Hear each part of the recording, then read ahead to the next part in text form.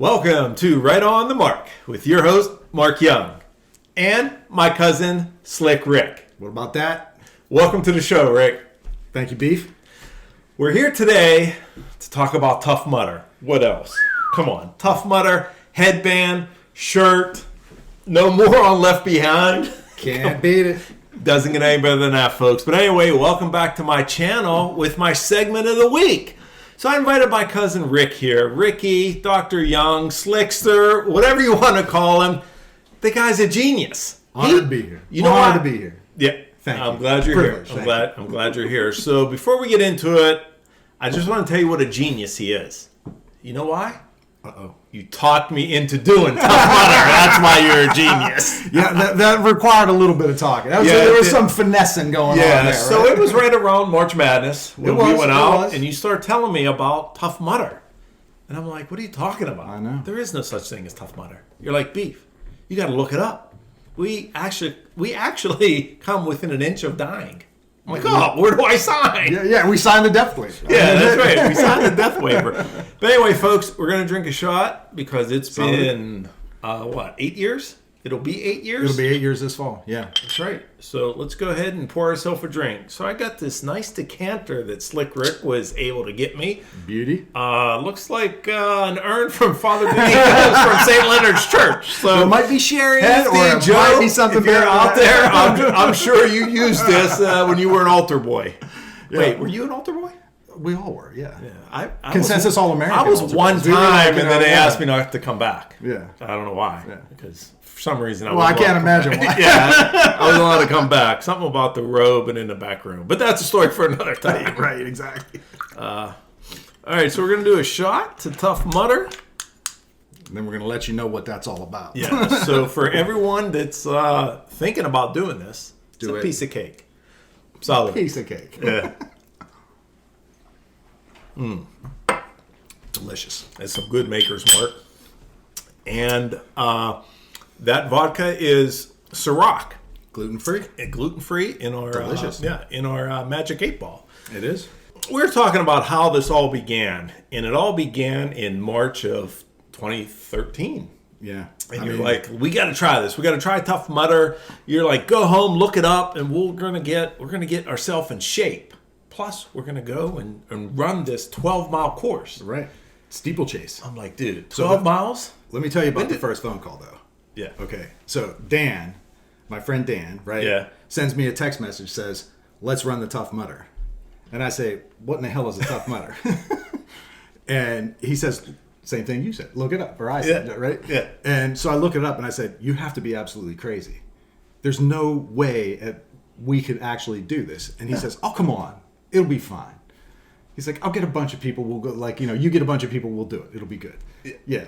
That's unfortunately how you got roped into it. Yeah. So I immediately sent a message to Beef because who else am I going to send a message to for something like a Tough Mudder? He's the guy you want there. So I sent the message to you. And then I had to sweet talk you a little bit. Like, and then I look it up online. I'm like, Ricky, I'm never going to fit through this tube to get out of the other end. And I'm claustrophobic. You're like, Beef, no, they can't. They can't make you die on a course. I'm like, yeah, there's a death waiver you have to sign. Like, people have died. People have not made the course and died. I'm like, I can't go through that boa constrictor because I can't go in that small tube. Urban myth. People supposedly died at the race that we did. You never know if it's true or not. Yeah. We did hear helicopters. We there saw were some ATVs coming to rescue people. ATV and golf carts, taking folks away. I mean, your wife Melina, my wife, the lovely Kim. Absolutely. Yeah. They thought we were dead the whole time. Where are these guys? And Logan and Nicholas are there too. I know. And they're like providing gentle encouragement to our wives. They're okay, don't worry. You're like, it's been 5 hours. Are we going to be done? Yeah. But anyway, Tough Mudder is a course that you're going to run. It's about 12 miles. And you go through about 12 or 13. It was supposed to be like 20. It was supposed to be an obstacle every half mile, but it wasn't. Yeah. So there was like a Kiss of Mud. There was a Glory Blades. There was Firewalker. There was all kind of stuff that you can go through. But let me tell you, the morning of was probably the worst of it. We had to wake up at 4 o'clock in the morning after carb loading the night before. Yeah. Heavy pasta dinner the night before, and then we woke up to like bagels. Like we woke up to bagels and peanut butter, like protein and carbs. So we're all around in your kitchen, like around the island, like shoving bagels down. I'm not even hungry. I'm thinking, I'm not even hungry. Why am I eating this? I'm hurting myself. I'm weighing myself. It was down. tough to eat. I remember that morning I didn't want to eat. I didn't feel like eating, but I've kind of forced a bagel down. I didn't hear it, but how about when there was a knock at the door at like 4 a.m.? I don't think either of us heard it. And like, that was the problem. Knocking? Like, why is there knocking? And I think there was knocking at like 4 in the morning and 4:15 and 4:30. And finally we realized someone's knocking at the door, and we put the spotlights out, and lo and behold, it was Jimbo. Who else would it be? Who else could it be? Without a beer. Without a case of beer. Yeah. Who knew that Jimbo could show up at your house without a case of beer? I didn't think such things were possible. Come on, Hefty. So Jimbo, we all get up, 6 o'clock we leave. We all squeeze ourselves in like sardines, and we're on our way to, St. Clairsville, Ohio. Some crazy place. Like an hour and a half away, 2 hours away, and we're sitting there. We're all cramped up, and we're getting ready to get on a school bus, right? Yeah. Did we get on a school bus? Well, we drove to the hotel first that a lot of people were staying at, where we met we met Dan and his crew. Oh, that's right. So we had a good crew. Dan had, 2 or 3 guys with him. He had the neurosurgeon. He had all the neurosurgical fellows with him. Dan's an intensivist. You know, you're pharmacy. I'm foot and ankle. Yeah, you know, we basically had all our bases covered for what we needed to do there. So, I'll tell you what. So we met them. Yeah, and Dave was there. Dave was there for insurance claim processing, and H-Wood was there for like the legal aspect. Yeah. So we get to the hotel. Everyone gets their T-shirts on, and then we go and we park like with a few cars. For the people that were willing to 5 miles away, and get on the bus. Yeah, we get on a school bus. We drive over to the starting. Yeah. Well, not. It was like the holding area. Yeah, the holding area. It was actually the drop-off area before the holding area. I remember sitting in the seat with Jimbo and pretending we were in Catholic school and like RJ's corner and we're squishing RJ, whatever his last name was, in the corner. So we're still goofing off like we were in 8th grade. We probably were as nervous and insecure as we were in 8th grade too, because we're like, what's going on here? I don't know what's happening. But is Mr. Midnight going to paddle us? I know, right? Exactly. Is Sister Claire going to yell at us? Right? Yeah. Is Sister Viola going to scream? Yeah, I know. Oh man, is Father Danico going to give us a shot of this? This is what we really hoped. Exactly. Yeah. That's what we needed. A little liquid courage. So anyway, we show up there, and there's a massive wave of people. We're like, where's registration? I'm like, so we're running to registration. Right. We're running to the bathroom. We get there when they tell us to get there, but then there's so many people around, milling around, and so many people going through registration and bag drop and everything else. They called we were in the outhouse, and they called our group to run. Right, yeah. And so we hear it. Yeah, not all of our team hears it, right? But we hear it. We go down to the gate, and there's obstacles that you have to get through and over to get into the holding area. And we're like, who's here? Who's not here? And everybody's there except for Dave, right? Where's Dave? And I'm like, Rave. I'm like, where is Rave Dave? Right? And then I see Dave up on top of the hill, and I scream, Rave! And he doesn't hear me. And then I scream, moron! Because our team was no morons left behind. Because at our age, running a mutter seemed like we were a bunch of morons. So we just decided that was it. Yeah. So I scream up to him, and then he realizes we're already in the staging area to start the race, and he's already in the MC is already started in his race started. That was the best part. Oh, hoorah! Hoorah! Oh yeah, and then when he released us, we could have run through a wall. We could have run through a brick wall. I thought I was going to take his arm off whenever I high-fived him so hard. I'm like, I'm taking this dude's arm off. But he got you so pumped, like you wanted to do 12 miles, like you asked for this punishment. You signed on for it, and you wanted to undertake it under those. So anyway, I think we all got there as a group. We all left as a group, and we're going through this smoke. I had to actually go back out into the holding area, get Dave, get him chucked over in, get myself chucked over in, and then hoorah! Right, hoorah! And then we go through this napalm smoke to get through there. It's like, it cannot. I'm still rashy. Still twitching, as we're going through a little bit, so we get through this orange smoke, and we're like, all right, where are we gonna go? Now we prepped for this for a long time. Like sunglasses, no sunglasses. It was about 100 degrees straight sun, And I'm like, August. I mean, it was I'm like, I can't wear sunglasses because of all the obstacles we're going to do. It ain't I gonna would happen. love to wear sunglasses, but they would have probably fell off. Well, So no, we it decided totally not to. caked in mud. It wouldn't have worked. It Right, just wouldn't right. work. So somehow you just pulled away and just like, Yeah, well, the whole thing was, we kept saying no moron left behind. I think because you were the juicing. morons, Were you like, juicing know. whatever, I whatever we were I- training? Yeah, well, no, I was so hopped up on adrenaline by the time that dude set us out of the starting gate and to start the whole thing.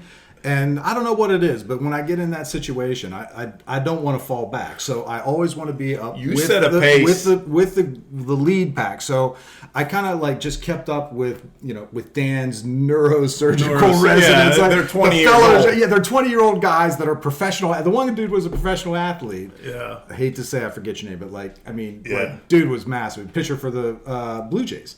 Oh, really? He pitched for the Blue Jays. And we're yeah. running with him. We're running. We're trying. How? We're trying to run with How him. is that Right? even Yeah, possible? yeah, it's impossible. I had but no we tried. idea. Yeah. We trained I hard. just kept going. We did. We trained. We hard. trained hard for that. I mean, I'll tell you this. I will say this. Some of the most bonded experiences I had with like my friends Yeah. in training with you and with Dave and with like the other guys that Yeah. I trained with, like those experiences were like so they made my relationships with you Yeah. guys so close. It was You went to Hawaii that year and was training on top of a mountain. know, I saw it you was run up good. a volcano or something. I know. It's Well, yeah, insane. we ran up the side of a volcano to the gunner bunkers up on top of the side of the volcano. Yeah, that's what it was. Yeah, I So saw there those was this pictures. trail, and it was like there was one spot literally where it was a thin ridge on 2/3 of the way up to the gunner bunkers, where the wind came off of the Pacific and up this massive like Hawaiian Yeah. ravine. And if you wanted to, you could do like you could would lay out take there and you be like, away. it would like you could if you put on one of those like squirrel suits that those guys jump down Yeah. like the mountains in, you could literally fly away. But like I mean, like you didn't want to do that because then you would end up like with broken legs on the backside. That's crazy. But you didn't do that. But like and then the other third of the way up and into the gunner bunkers and then back down. so And you- so I think I posted some videos. I was like, Yeah. get some training in. Even on I've been vacation, training you were here. training. Oh, heck yeah. And we actually I took out Nikki, my son. Thank you, Nikki. And Joe. Like we ran out and did some Yeah. we did some training Yeah. while we were there. I trained when I was on vacation for it. I'm sure Joe is a great host on vacation. I'm sure he showed you all the There's places to none work out. better. Joe, Baby J, like I mean, hey, you're the bomb. Nobody beats you. But I am the better man. If you know what I mean. I think he'll know what I mean. Mark might actually have to get in on some of the action that we're talking about. Yeah, that's with the right. March That's Madness. right. So, yeah. But anyway, so we trained all this time. I remember going to South Park. We went to like half pipes, and then we got chased off by like the skateboarders and the bikers. Well, we started running on a golf course. Remember, Oh, the guys yeah, started the chasing guy came out us. and yelled at us. Well, because the golf course was really up and down and up and Yeah. down. We wanted to like, and it was like they had treated the ground so it was relatively flat versus like running the bicycle trails, which were like ankle breakers. So True. we should have run the ankle breakers because that's what it was like. True to form, I'm like, Ricky, are we allowed to run on this golf course? You're like, yeah, Beef, come on. Come on, we're all good. A mile into it, we're getting chased by the guy, the groundskeeper of the country club. So I'm guessing we weren't supposed to. We weren't supposed to be there. Yeah. Yeah, so we But did our a bunch of training. single greatest day of training though was in Menneson. Oh, we went to your folks' house. Yeah. Oh man, I'll tell you what. That was we were there. That was the awesome. water was probably 40 degrees. Yeah, we in the jumped in the swimming pool. Yeah. Yeah. So we arrive at my parents' house because there's water obstacles, obviously, in the mutter. Like Yeah. we decide we're going to check it out. We in full like gear that we're going to wear to the rig. Right. to the Elbow race. pads, knee pads, everything. Yeah, like the shoes. trail shoes, the whole 9 yards. Yeah. Jump in the pool. And then, like, okay, it's 40 degrees in the pool. Yeah, so like- that's we go through the pool, we come out, head down to City Park. We're like, make a decision. We're going to run down to City Park. Yeah. Run down Grand Boulevard, jog around City Park. Then they had some things you could play on, like I don't know, what do you call those, balance bars or balance beams? They're like exercise stations. Yeah, so we where went you through could the do push-ups, stations. chin-ups, like different things like that. Like we did a few of those. Yeah. The track there was like a mile and a half long though. It wasn't your standard high school. Yeah, that was a long track. It was a long track. So we were like running around the track, and we're like, wait a minute, why is this like taking so long? Yeah, why is it taking so long? We feel winded and like so we finished out the track. We finished out some of those exercise stations. We did some push-ups. We did some chin-ups. Yeah, we did. We did some sit-ups and the whole 9 yards. Part of this Tough Mudder run was about memories and bringing back memories back then. And rebonding with each other. Yeah, I think that so. Was, I think that so. happened. I think that was, I agree, 100%. Yeah. I remember going to a... that was the most touching thing of the whole thing, was how we rebonded with each other and reconnected with each other. Even when we weren't together, we still worked out. Yeah, and we worked out. We talked about like exercising and working out, and we text constantly. The whole time. Yeah. Absolutely. Yeah, it definitely brought us closer together. Yeah. Like the whole gang, not just us, but the whole gang just helped us. Oh, every time I was out running with like Dan or Dave or any of those guys, I was always sending you messages, sending you pictures. Like, here's what we're doing today. Like, you know, in Hawaii, I'm like, here's what I'm doing. You guys, what are you doing? Like, I know. In the meantime, I like tore my left meniscus training. And then I hurt my right meniscus right before the race, and then I stopped training for like a week because maybe you're like, oh, we're going to Peters to start working out. I'm like, nah, I'm getting a shot of my knee right before the race. It was a week before, right? Because you guys were doing like bear crawls and stuff. I'm like, I can't do bear crawls. I don't want to get injured a week before. Mm-hmm. You know what I mean? So we did all that. I got injections in my knee because I knew I was going to have surgery after Tough Mudder, which happened on my right meniscus. But anyway, I got like trained galore for 5 months, and I was just like tearing bones and tearing ligaments and breaking bones and all that other stuff. Cartilage, meniscus, everything right before the race, right? Yeah. I remember the last training that I went to with like, I think it was Dave and Dan. We're doing hill sprints, bear crawls and hill sprints. Yeah. And like one of the hill sprints I do, I feel my right Achilles tendon just goes like, you know, and I was just like, oh, really? A week before the race? I can't believe I remember it. Like, seeing video of that. Yeah. And so I'm like, oh, this is such a bad thing. And I was like, I didn't tear it or anything, but I definitely strained it. And you know, I mean, it didn't matter. Once you got to that starting line and you heard that speech, you were so jacked it didn't matter anyway. But we you know, you obviously had more significant injuries because well, we all had significant injuries. Let's just before, during, and after. So but it absolutely didn't like detract from the fact that it was a wonderful experience. But some of the obstacles we did, one of the things that I remember vividly is like Dave's in front of me doing the Arctic Enema. The Arctic Enema is where you jump in a dumpster full of ice. And then early in the race. So you jump in a dumpster full of ice, and you can't come up until you're at the end. There's like a platform there. Well, they have a large divider, a large divider in the middle of the dumpster where you got to go under, and it's above, so you can't get over top of it. You literally have to go underwater in ice water, like underneath, and it's not like it was just like a little bit of ice on the surface. It was like there was like 4 feet of ice. Yeah.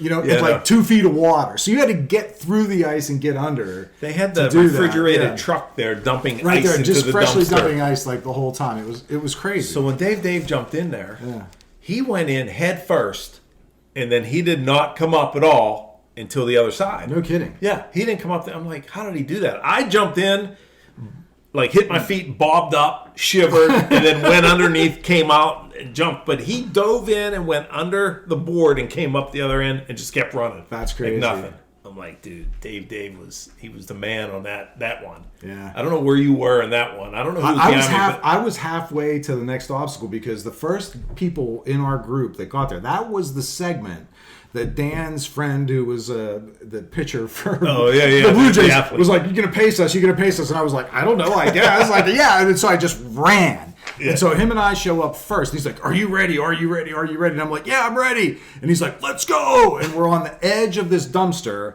and he jumps all the way out to the partition in the dumpster. And I go to make my move and follow him, and my foot just slips right off of the edge of the dumpster, and I go feet first, 6 inches into the dumpster.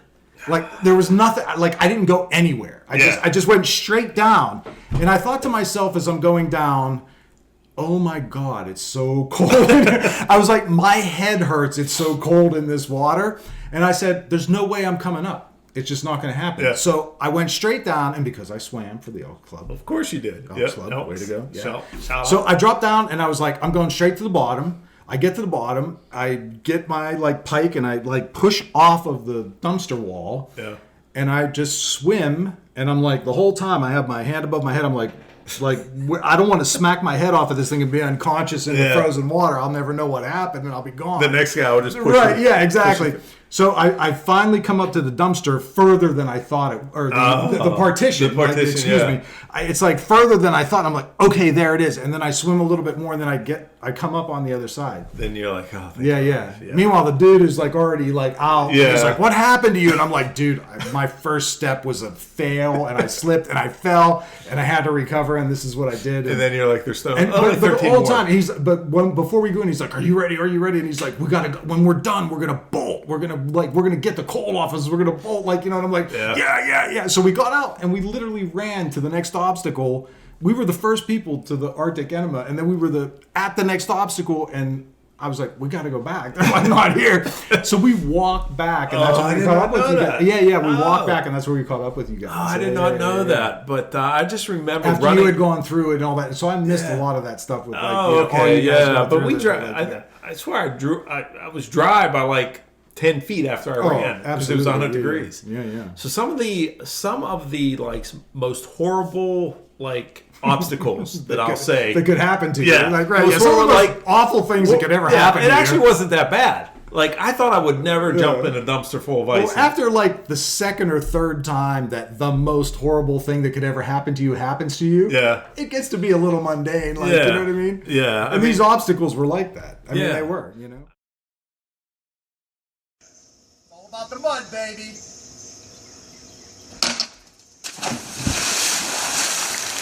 Ricky, Tough Mudder training. Kicking, backstroke, underwater. A little breaststroke action from swim team practice at the Elks. Now into a back kick stroke. Gotta love it. Wet training. Is loving training. Wet seal. Hoorah! Hoo-ah!